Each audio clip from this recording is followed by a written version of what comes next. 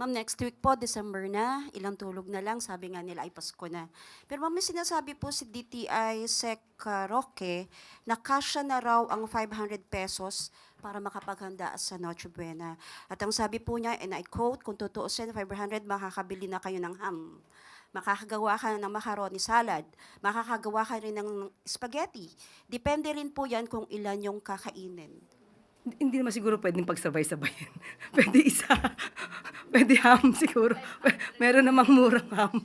Meron, di ba? Yung per shape, mura lang yun. Well, anyway, hindi ko po yan masasagot sa ngayon dahil mismo po, ang DTI sa ating pagkakaalam ay magkakaroon din po ng scheduled press briefing.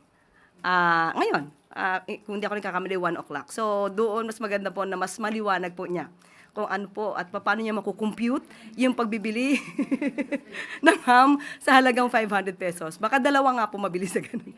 Pero ma'am, sa tingin nyo, kasya po ba ang 500? Personal ko, kung magkukompute ako, kung bibili ako ng 1 kilo na ham na mumurahin, hindi yung may brand, pwede. Ham lang.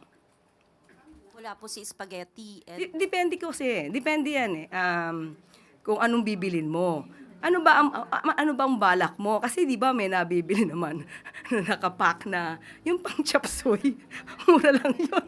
Tapos bumili ka ng bihon, toyo.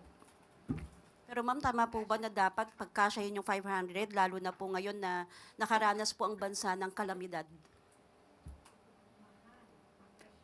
Ulit-ulit, kung dapat pagkasyahin. Pagkasya yung 500 na pang Noche Buena, lalo na nakaranas sa mga... At ito ba yung kwentuhan na lang tayo? Depende, kasi kung yun lang naman ang kaya ko. Okay, ma'am. At kaya ko namang tumingin sa mga may discount.